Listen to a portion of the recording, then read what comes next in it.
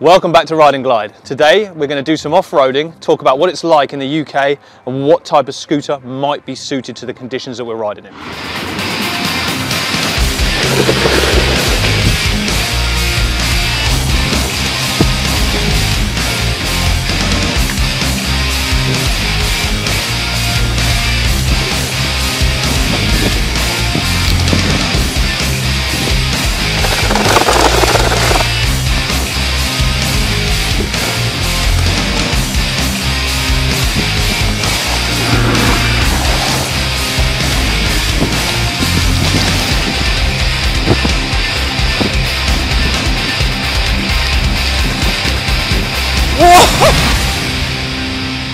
First of all, we're going to start with the conditions. So as you can see, it's soaking wet.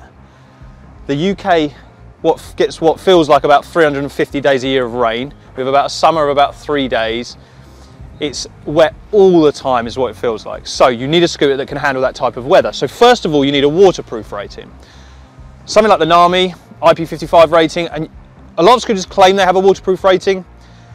A lot of them just say that as a selling point. You want to look for things like this. If you come up here, you can see waterproof connectors, waterproof rating on the display. You want a battery and controller waterproof rating. The motors have to be able to handle going through water without letting water ingress into them. Otherwise you're going to get rust, corrosion. They just turn solid, they'll blow the controllers and the whole scooter is ruined. You can blow the battery as well.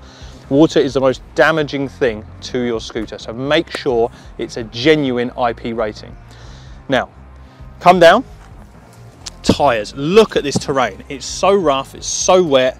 You need off-road tyres if you're going to be doing, I say need, some people might like sliding around all over the place. In the summer, it's okay when it's dry. In those 3 days of summer we spoke about earlier, you can use normal tyres out here. Off-road tyres give you so much extra grip when you want a bike going, even just over normal flat surfaces like this, you will be slipping and sliding all over the place without really decent grippy tyre. Fenders to keep you dry. Now, something that the Wolf Warrior does really well actually is their fenders are quite high, they're up here. That gives loads of clearance, so when you're getting muck and dirt and leaves and everything churned up, it doesn't stick under the fender. So we'll see on the NAMI here, we'll see how it handles it, but usually for off-roading we like that big fender up here. You want decent brakes, brakes that aren't just going to skid as soon as you touch them, like a progressive brake, otherwise you're going to be sliding everywhere.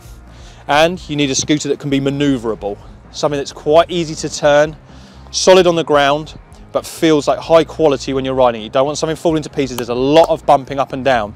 Speaking of that, look at the suspension. The NAMI has rebound adjustable suspension, which is oil dampened. You can adjust the dampening on it as well. So it allows you to set your suspension for what type of terrain you're riding on.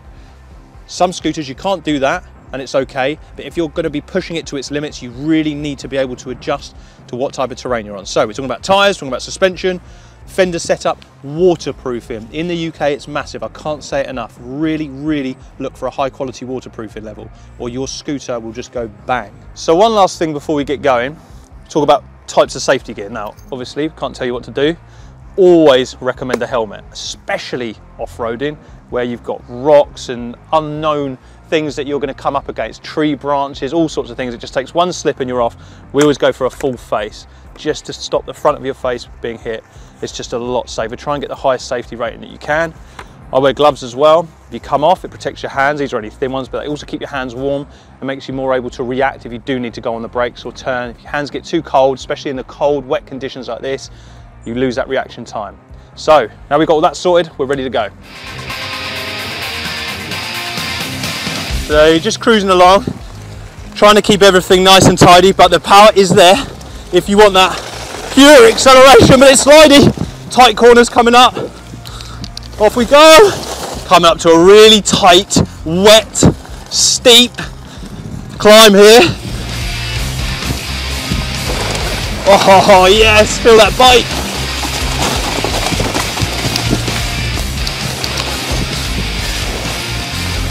A little bit of on-ride maintenance here. Look at the state of the scooter. I mean, we're going through puddles like this deep, so of course we're going to get splashed up. To be fair, my trousers aren't that bad. The bottom is where I've been jumping off and stuff. The tops, my back and stuff are really clear. What I would say is, if you're going through thick undergrowth, keep checking just because it gets caught up around here and you don't want to put extra strain on those motors, causing a controller failure or motor to blow or something. So every now and again, just have a look. We've been riding through very, very thick sort of brush, if you like. So just picking the worst of it off and we'll carry on riding. Off-roading, you're going to get hills, flats, all sorts. So here's a climb test on a really slippery, muddy bank on the NAMI dual motor. Here we go. Whoa, look at that bike. It made it. So what goes up must come down. Really steep, try and lean back. This is where suspension helps. Drop in. Beautiful, lovely and comfortable.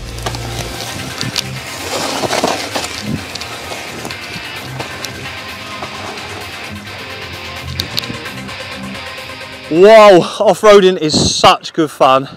Add the wet UK autumn winter into the mix and it is a total different experience.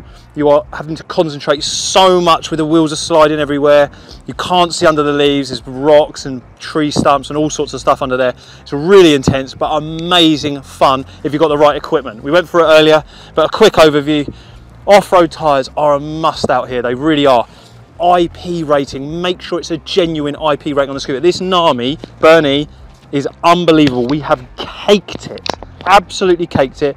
We'll go back, wipe it down, probably dry it with a bit of a hairdryer, something like that, heat gun, just gently.